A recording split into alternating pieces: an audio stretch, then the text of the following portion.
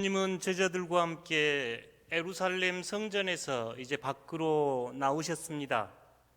예수님께서 지금 보내고 있는 시간은 예수님이 십자가에 달리시기 전 며칠 전에 있었던 사건으로, 주님께서는 낮에는 예루살렘 성전에서 계셨고 밤에는 베다니에 있는 친구들의 집에서 보내셨던 것으로 보입니다. 저희가 23장을 통해서 7화 선언 이후에 예수님께서는 이제 그 예루살렘 성전에서 문 밖으로 나와서 감람산 쪽으로 지금 올라가고 계실 때, 제자들이 그 예루살렘 성을 보면서 아마 입이 쩍 벌어졌습니다. 이 예루살렘 지금 짓고 있는 성은 헤롯 성전으로 알려져 있는데, 예수님 때도 공사가 진행이 됐었고 이미 기원전 약 18년 전부터 공사를 시작했다고 하니 한 50년 걸쳐 지금 짓고 있는 예루살렘 성입니다. 예루살렘이라고 하는 도시는 아브라함이 이삭을 드렸던 그 모리아 산이고 약 해발 700m 정도 된다고 합니다. 그 자체로, 도시 자체로 매우 요새와 같은 곳인데, 그곳에 지금 50년째 성을 짓고 있으니 얼마나 견고하고 화려하고 컸겠습니까? 큰 돌들 무게가 수십 톤에 이르렀다고 하니 놀랄만하게 큰 성이었고 예루살렘 성전이었습니다. 그 모습을 보고 제자들이 입이 쩍 벌어져서 참 대단하다 이러고 있을 때, 예수님께서는 지금 돌 위에 돌 하나도 남지 않고 다 무너질 것이다 라고 말씀하시는 겁니다.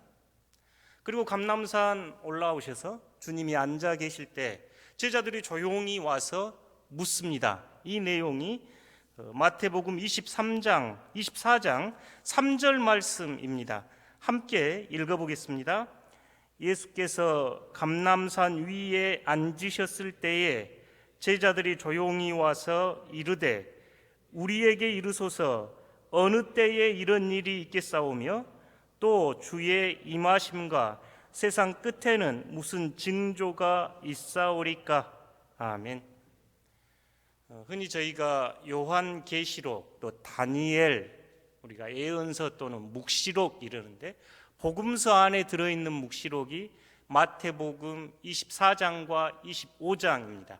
특별히 종말의 때, 마지막 때에 일어날 일들에 대하여 말씀하시는 복음이 24장과 25장인데, 그 출발점이 제자들이 지금 묻는 24장 3절입니다. 주님께서 성 밑에서 이 성 위에 돌 하나 남기지 않고 다 무너질 것이다 하고 말씀하신 걸 제자들이 듣고, 첫 번째 질문이 주님 어느 때입니까? 언제 이 일이 일어납니까? 하는 질문과, 두 번째 질문은 징조, 사인에 관한 건데, 거기 성경을 보시면 주의 임하심과 세상 끝에 있는 징조는, 세상 끝에는 무슨 징조가 있습니까? 언제 그 일이 일어나고 끝에 주님의 임하심과 세상 끝에는 무슨 징조가 있습니까? 하고 지금 두 가지 질문을 제자들이 예수님께 했고, 마태복음 24장과 25장은 이 질문에 대한 예수님의 응답입니다. 언제 그날이 오겠습니까? 주님의 임하심과 세상 끝의 징조가 무엇입니까? 두 가지 질문에 대한 응답이 마태복음 24장과 25장 내용입니다.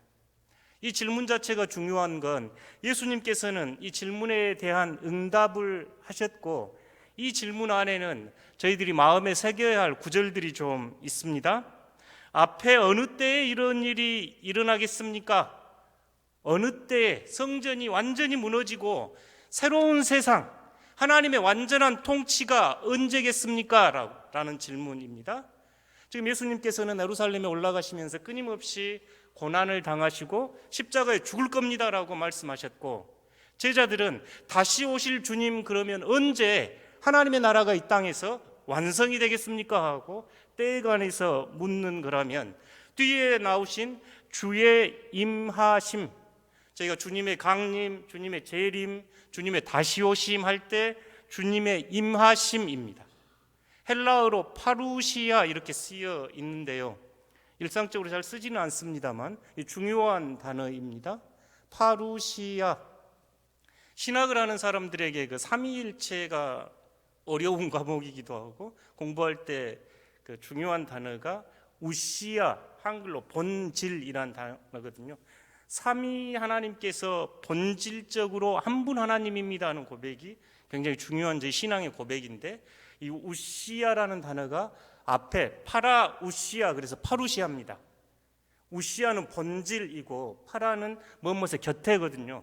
주님이 본질적으로 우리 곁에 있는 그 모습, 그러니까 종말의 때가 언제입니까 하는 것과 종말의 내용, 본질이죠. 종말의 내용과 본질은 주님이 우리와 함께 있는 그때, 완성으로서 의미를 이야기합니다. 세상 끝, 이 말은 시간의 끝이라기보다 목적이 완성되는 그때입니다.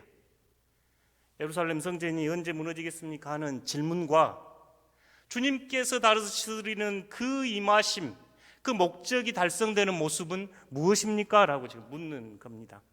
종말에 대한 이해 중에 굉장히 중요합니다. 저희가 종말을 이해할 때 시간의 시나리오로 많은 사람들이 관심을 갖고 이야기하는데, 오히려 뒤쪽에 있는 주님의 임하심과 마지막 끝은 무엇입니까? 라는 질문이 보다 본질적입니다. 만약 저희가 꽃으로 예를 든다면 하나님의 완전한 통치, 하나님의 완전한 나라가 꽃이 만발하게 피어있는 그때로 생각하시면 좋겠습니다. 지금 앞에 산수유가 꽃을 피웠지요.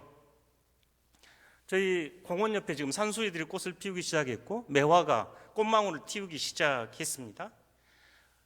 완전하게 임하는 하나님의 나라는 마치 천지사방이 온 매화 향기 가득하고 매화꽃이 가득한 세상입니다. 우리 신앙의 언어로 하나님과 우리가 온전한 사귐과 친밀한 사랑으로 하나가 되는 때, 하나님과 우리가 친밀한 사귐으로 하나가 되는 때이고, 모든 만물이 회복이 돼서 본래 가지고 있었던 목적을 달성하는 때입니다. 매화나무, 매실이 활짝 피어서 온 세상에 향기가 가득하고 매화는 매화꽃을 활짝 피우는 그때, 찬란한 향기와 아름다움과 사랑이 있는 그때를 종말, 이렇게 이야기를 합니다. 두 가지를 묻는 겁니다. 그때가 언제입니까? 라는 질문과 그 목적이 무엇입니까? 활짝 펴있는 모습이 무엇입니까? 라고 주님께서 지금 제자들이 주님에게 묻는 말인데, 이게 저희에게 꽤 중요합니다. 여러분도 일상생활에서 아니면 신앙의 경륜이 오래되신 분들은 종말과 마지막 때에 대한 설교를 수없이 들었을 겁니다. 저희 한국인들은 크게 두 축으로 보여집니다. 한 부류는 종말에 대한 관심이 거의 없습니다. 종말이 어떤 모습인지, 종말의 임할 모습에 대해서 별 관심이 없는 분들이 있는가 하면, 다른 한 부류는 아주 지나치게 많은 관심을 가지고 삽니다. 이 두 사이의 긴장 속에서 저희는 마태복음 24장과 25장에 나와 있는 예수 그리스도의 가르침을 잘 이해할 필요가 있습니다. 종말은 실제적으로 우리 모두의 일이기도 하고, 이게 실제적으로 신앙에 많은 영향을 부정적으로든 긍정적으로든 미치기 때문입니다. 여러분, 오늘이 여러분 인생의 마지막 날이라면 여러분 오늘 무엇을 하시겠습니까? 왜 그 일을 하시고 싶으신가요? 어떻게 하시겠습니까? 오늘이 전 지구의 마지막 순간이라면 여러분은 오늘을 어떻게 보내고 싶으신가요? 왜 그렇습니까? 이 종말론적인 신앙과 삶은 우리 삶의 중요한 분별 기준이고, 우리 신앙이 어떤 모습이어야 할지 가르치기에 종말에 대한 이해는 매우 중요합니다. 근데 여러분 아마 익숙하게 들어보셨을 겁니다. 휴거, 대재앙, 천년왕국, 또 뭐 있는가요? 어린 양의 혼인잔치, 새하늘과 새 땅. 종말에 대한 이야기를 들으면 여러분 어떤 마음이 드신가요? 여러분 감정은 어떠신가요? 두렵고 무서운가요? 기다려지고 소망 중에 있습니까? 아니면 별로 관심이 없습니까? 예수님께서는 아주 중요한 시간에 이 말씀을 하시는데요. 저희가 오늘 종말에 대한 이해를 위해서 중요한 개념 두 가지를 함께 이해하면 좋겠습니다. 먼저 24장에 가장 많이 나와 있는 단어가 무엇일까요? 전체 읽어보면 좋겠습니다만 함께 몇 곳을 좀 찾아보면 예수님께서 지금 하고 있는 이야기의 대상은 제자들입니다. 24장 4절 한번 보십시오. 예수께서 대답하여 이르시되 너희가, 여기서 너희는 예수님의 제자들입니다. 6절 봐보십시오. 난리와 난리 소문을 듣겠으나 너희는 삼가 두려워하지 말라. 너희입니다. 9절 봐보십시오. 그때 사람들이 너희를 환란에 넘겨주겠으며 너희를 죽이리니 너희가 내 이름 때문에 모든 민족에게 미움을 받으리라. 너희. 15절, 20절, 23절, 25절, 26절, 33절, 34절, 42절, 43절, 44절, 47절에 제가 세보기로는 24장에 15번 너희 나옵니다. 너희. 왜 그런데 예수님께서는 너희라고 이렇게 말씀을 하셨을까요? 지금 제자들이 왜 그렇습니까? 종말론을 이해하기 위해서 중요한 것 중에 하나는 지금 제자들은 두렵고 염려스럽고 무섭습니다. 성전에서 예수님께서 큰 소리 치셨는데 주님께서 이제 십자가의 길을 걸어야 한다는 것이 제자들은 이제 스승을 떠나보내야 하고 스승이 그렇게 십자가를 지시는 길이 내가 가야 할 길이라는 걸 제자들에게 주님은 거듭거듭 말씀하시기에 제자들은 두렵습니다. 무섭습니다. 종말론이 우리에게 주는 소망은 무서움과 두려움에 잡혀서 믿음을 버리고 배교하지 말고 신실하게 깨어서 믿고 기다리면 주님께서 반드시 오신다 하는 이야기가 종말의 이야기입니다. 지금은 힘들고 고통스럽지만 믿음의 여정 잘 견뎌내면 마지막 때가 이르러 여러분의 신앙이 활짝 꽃을 피우고 하나님의 나라를 맛볼 겁니다. 그러니 두렵더라도 견디십시오. 박해와 시련이 있어도 좌절하지 마시고 견뎌야 합니다. 주님을 신뢰하십시오. 그 주님은 파루시와 우리의 곁에 임하시기 때문입니다 하고 말씀하시는 게 종말의 신앙입니다. 저희 성도들은 늘 이 종말의 신앙을 가지고 살아야 합니다. 이 종말의 신앙은 저희 삶의 분별의 기준이 되기 때문에 그렇습니다. 주님의 제자들, 두려움과 공포와 불안에 떨고 있는 제자들에게 주님께서 두려워하지 말고 마지막 때를 소망하면서 살아야 합니다 하고 주는 위로와 소망의 이야기가 종말의 이야기입니다. 초대 공동체는 이 말씀 자체가 위로가 됐습니다. 지금 마태 공동체는 70년 이후에 생겨난 공동체로 보거든요. 예루살렘 성이 완전히 함락하고 무너진 걸 그들은 눈으로 목격했습니다. 유대 공동체에서 쫓겨나야 했고 형제가 형제를 고발했고 그들은 죽임을 당해야 했고 그들은 핍박을 당했고 세상에는 사랑이 없었고 불법이 횡행했고 마치 지진과 기근이 있듯이 예루살렘 성은 함락했고 로마 군대는 아주 악의 사자처럼 그들을 위협하고 있는 이 상황에 마태 공동체는 주님께서 곧 오십니다.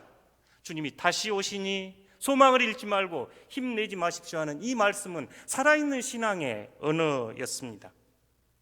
저희 곁에도 이 신앙으로 살았던 신앙의 아름다운 거장이 있지요. 손양원 목사님입니다.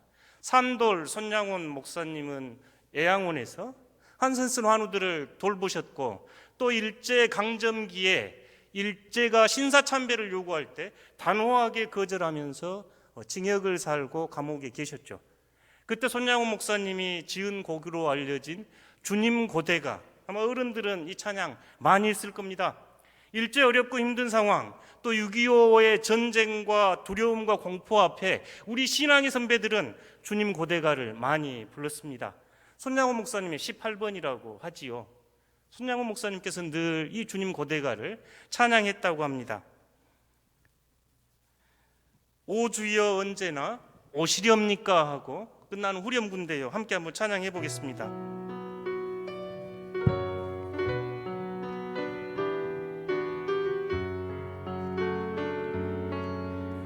낮에나 밤에나 눈물 머금고 낮에나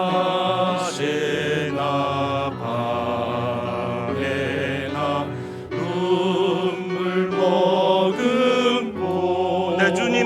줄만 고대합니다. 내 주님 오시기만 고대합니다.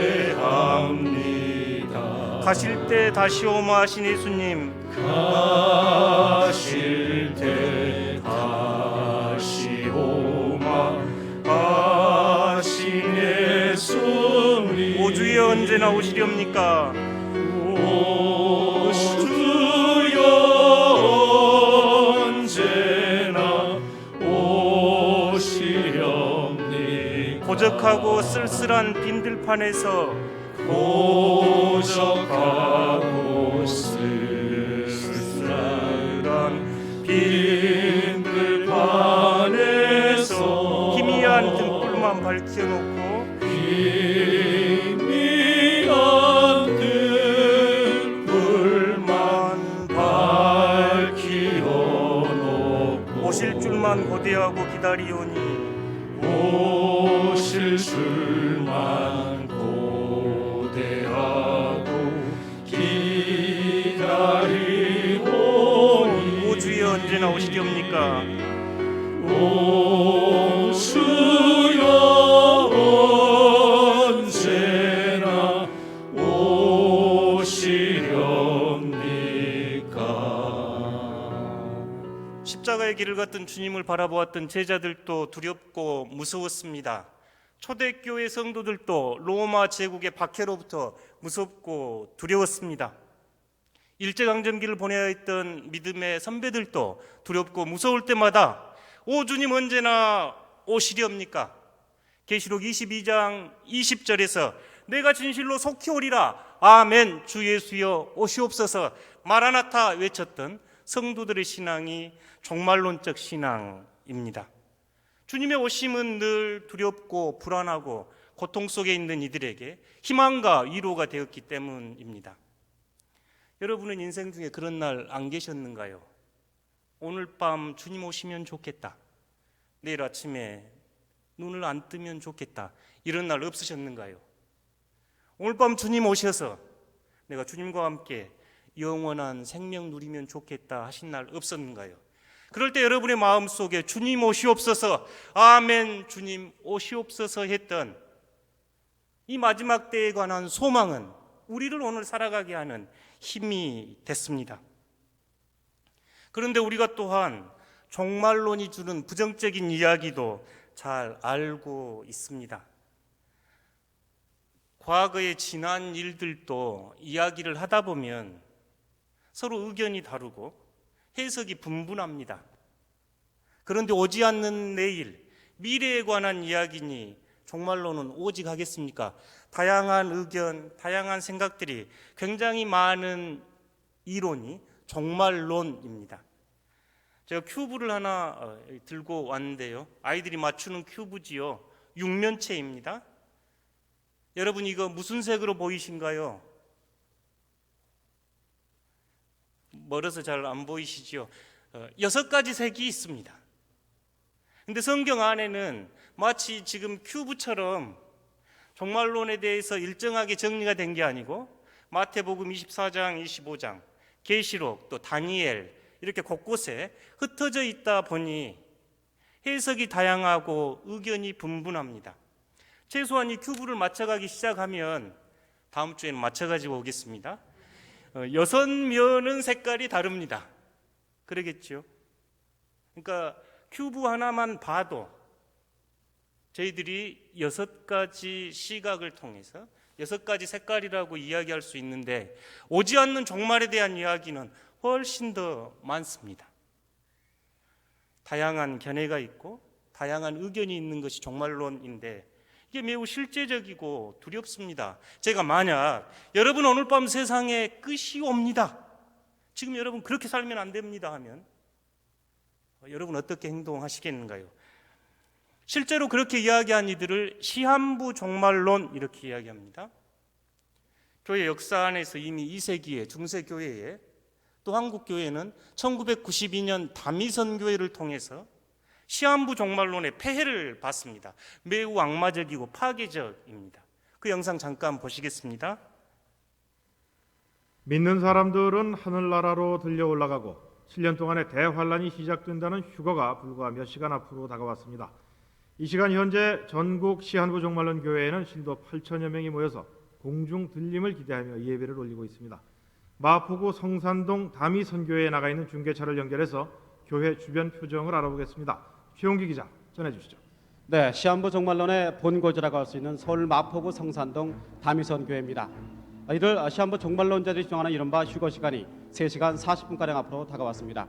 지금 이 시간에도 이곳 교회 주변에는 이른바 공중 들림을 기대하는 신도들이 속속 도착하고 있습니다. 이곳 다미선 교회는 오늘 오후 7시부터 신도들이 모이기 시작했습니다. 그래서 이 시간 현재 1,200여 명의 신도들이 이 건물 3, 4, 5층에 마련된 예배실에서 찬송을 부르며 휴거가 일어나기를 기다리고 있습니다. 이들 신도들은 잠시 뒤인 8시 반에 신도들의 예배실 입장이 끝나게 되면 장만호 목사의 설교를 듣고 마지막 예배를 올리게 됩니다. 이 시간 현재 교회 입구에는 남자 신도 20여 명이 배치가 돼서 교회 측이 나눠준 출입증을 달고 있는 신도들만 입장시키고 있습니다. 교회 주변에는 예배실에 입장하지 못한 신도들이 대형 TV 화면을 보면서 예배를 올리고 있습니다. 또 시한부 종말론 신도들의 가족들이 예배실 안으로 들어가려다가 신도들과 실랑이를 벌이는 모습도 눈에 많이 띕니다. 이 밖에 서울 엠마누엘 교회를 비롯한 전국 50여 개 시한부 종말론 교회에서도 8천여 명의 신도들이 교회별로 모여서 이른바 하늘로 들러 올라가는 휴거를 기다리면서 예배를 올리고 있습니다. 경찰은 이들이 주장하는 휴거가 불발될 경우에 집단 잠적 같은 돌발 사태가 일어날 것을 우려하고 있습니다. 경찰은 이에 따라서 교회 주변에 전경 16개 중대 2천여 명과 구급차, 소방차 등을 배치해놓고 만일의 사태에 대비하고 있습니다. 지금까지 다미선교회에서 SBS 최웅기입니다. 10월 28일 휴거가 거짓으로 드러나자 많은 시한부 종말론 교회 목회자들이 교회 문을 닫고 잠적하는 현상이 나타나고 있습니다. 또 신도들이 교회를 떠나는 경우도 있습니다. 휴거 파문 이후 나타난 현상을 윤춘호 기자가 종합해서 보도합니다. 어제까지만 해도 열성 신도들의 찬송과 기도 소리로 소란스러웠던 마포구 동교동 들림중앙교회에서는 휴거가 일어나지 않자 대부분의 신도들이 자신의 짐을 꾸려 떠났습니다. 담임 고종영 목사도 기도원으로 잠적해 교회가 하룻밤 사이에 썰렁해진 분위기로 바뀌어버렸습니다. 어디로 가십니까? 그냥 다 끝났어요. 아니 교회 안 하실 겁니까?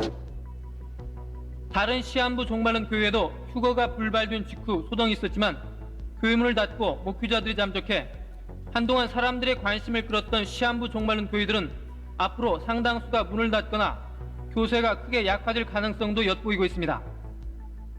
황당 무계하기만 했던 시한부 종말론은 어제를 고비로 사실상 끝이 났지만 일부 교회에서는 날짜를 고쳐 계속 휴거를 주장할 소지도 있다고 전문가들은 지적하고 있습니다.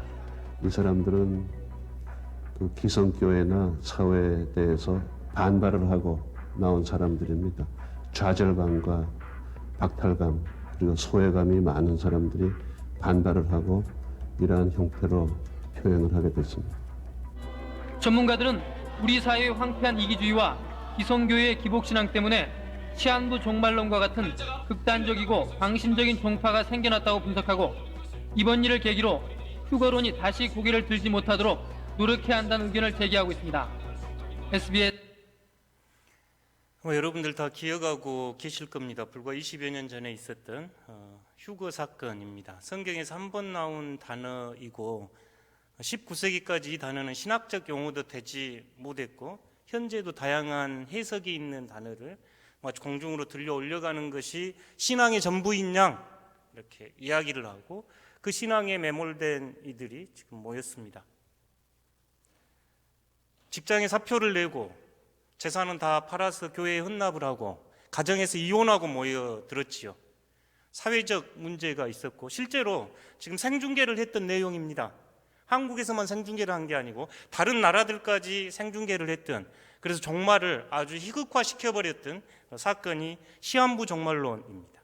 사실 시한부 종말론은 지금도 우리 사회에서 계속 등장을 합니다. 최근 코로나19 감염 영생교, 세월호와 관련돼 있지요. 이들도 집단 자살을 했던 단체들입니다. 미국에서도 유타 존스의 900여 명이 한꺼번에 동시에 자살을 한 사건도 있었습니다. 언제 그때가 임하는지 정확히 알면 좋겠다 싶은 저희들의 약점을 이용해서 끊임없이 이야기합니다. 92년이 안 되니 99년, 2008년, 또 2021년, 2030년 앞으로 이 종말에 대한 이야기는 훨씬 더 여러분 귀에 많이 들릴 겁니다. 여기저기에서 마지막 때라고 이야기할 겁니다. 핵전쟁이나 전쟁, 테러가 끊임없고 생태 위기는 현실적으로 우리가 종말을 맞을 수도 있겠다 생각하고 있거든요. 코로나19가 종말론의 사인이다 하는 이들이 벌써 여러 등장했거든요. 이때 여러분 어떻게 하시겠습니까? 보다 성경의 가르침에 따라 건전하고 합리적인 종말론을 배우셔야 합니다. 여기저기에서 나타나서 시한부 종말론을 제시하고 조건부 종말론을 제시하는 것이 이단 교회의 대표적인 특징입니다. 그러면서 그들은 기성교회를 악마시하고 자신들의 교리를 절대시해 가지요. 그들의 출발점은 다 이 종말론에 있습니다. 그러니 예수님의 가르침에 귀 기울여 들어보십시오.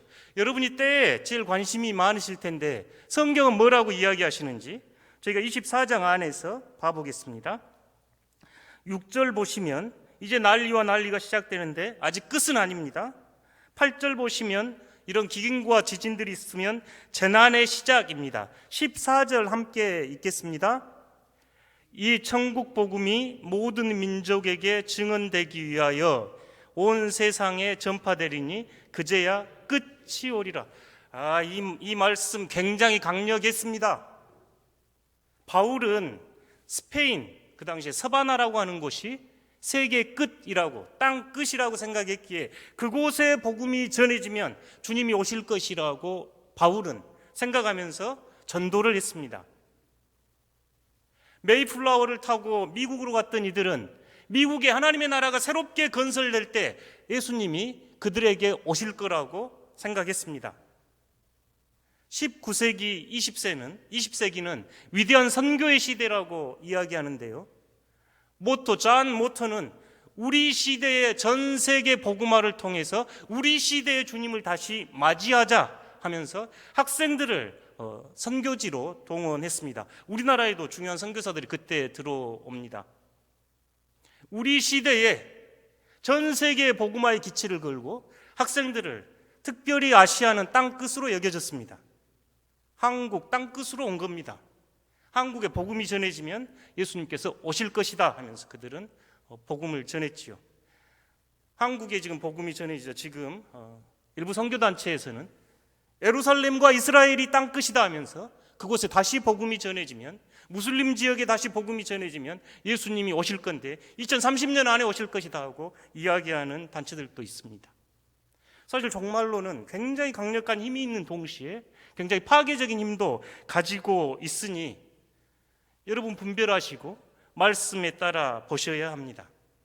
여기서 끝이 오리라도 우리에게 매우 강력한 선교적 열정과 도전을 불러일으켰지만 동시에 파괴적인 모습도 있었습니다. 때에 대한 이야기 여러분이 기억하시면 좋겠는 게 34절, 36절입니다. 24장 34절 함께 읽겠습니다.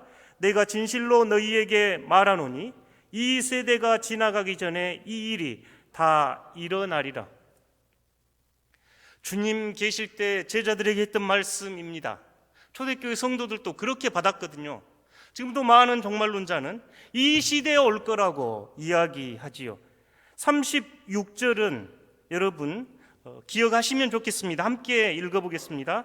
그러나 그 날과 그 때는 아무도 모르나니 하늘의 천사들도 아들도 모르고 오직 아버지만 아시느니라. 아멘. 이 말씀 여러분 마음에 품으셔야 합니다. 많은 사이비 종말론자들이 종말의 때를 지정하고 현상을 막 설명해 대기 시작합니다. 민족과 민족, 나라와 나라, 기근과 전쟁 이야기하면서 불법이 성행하고 사랑이 식어져서 지금이 마지막이다 하면서 시간 시나리오를 제시하거든요. 그 말에 현혹되지 마십시오. 주님께서 말씀하시기를 아버지만 합니다. 천사들도 자신도 모르는 이야기를 마치 사이비 교주들은 자신들은 아는 것처럼 종말의 때를 특정해서 그때 온다고 현혹합니다. 그 날은 아무도 모릅니다. 주님 말씀은 어느 날에 주가 임할는지 너희는 알지 못한다. 42절, 44절 생각하지 않을 때 인자가 오리라. 50절 생각하지 않는 날 알지 못하는 시간에 오리라. 지금 이렇게 말씀하고 있습니다. 내용이 많다 보니 오늘 여기서 마무리를 하고 다음 주에 더 해 가겠는데요. 이 종말론은 저희에게 매우 힘이 있기도 하고 또 이단 사이비들의 먹잇거리입니다. 그런 예수님이 말씀하신 종말론을 저희가 잘 배우고 이해할 필요 있습니다. 첫 번째 기독교 신앙에서 기억하셔야 될 것은 주님께서 다시 오신다는 것입니다. 그 모습이, 그 형태가 어찌 되는지 알 수 없으나 하나님의 나라가 이 땅에 온전하게 임하여 저희는 하나님과 사랑의 친교를 나누고 만물이 회복되어 새 하늘과 새 땅의 비전을 갖는 것은 저희 그리스도인들의 소망입니다. 주님은 다시 오십니다. 다시 오실 주님 앞에 저희의 삶의 자세를 다시 한번 점검하셔야 합니다. 두 번째, 이 때는 알 수 없습니다. 주님께서 이 때는 아버지만 아신다 말씀하셨기에 우리는 이 때를 특정하지 맙시다. 특정한 시간에 현혹되지 마시고 그 때가 언제인지 우리가 알 수 없으니 마태복음 24장과 25장 전체를 통해 들려주시는 주님의 말씀을 잘 분별해 보셔야 합니다. 주님께서 가장 많이 하시는 말씀은 주의하고 깨어 있으라입니다. 주의하고 깨어 있으라. 그때가 언제인지 알 수 있으나 슬기로운 처녀처럼 또 착하고 충성된 종처럼 5달란트, 2달란트 받은 이들처럼 그리고 가난한 이들, 가장 작은 자 안에서 예수 그리스도를 발견하는 삶을 사는 섬김의 삶이 종말론적 삶의 태도입니다. 주님은 오십니다. 그때는 알 수 없습니다. 그러나 우리는 깨어서 기도하면서 가난한 이들을 섬기고 충성스럽게 지혜로운 10처녀처럼 지혜로운 5처녀처럼 그때를 준비해야 하는 게 우리의 몫입니다.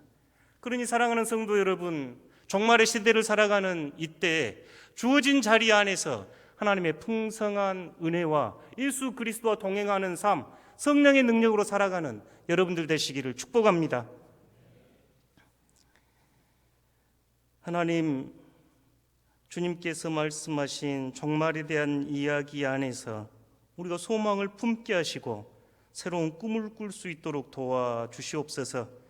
어린 양의 혼인잔치를 소망하며 새하늘과 새 땅 안에서 하나님과 친밀한 사귐으로 하나 되게 하시고 온 우주 만물이 회복되어 하나님을 찬양하는 복된 영광의 순간을 꿈꾸며 기다리는 저희들 되도록 도와주시옵소서. 예수님 이름으로 기도드립니다. 아멘.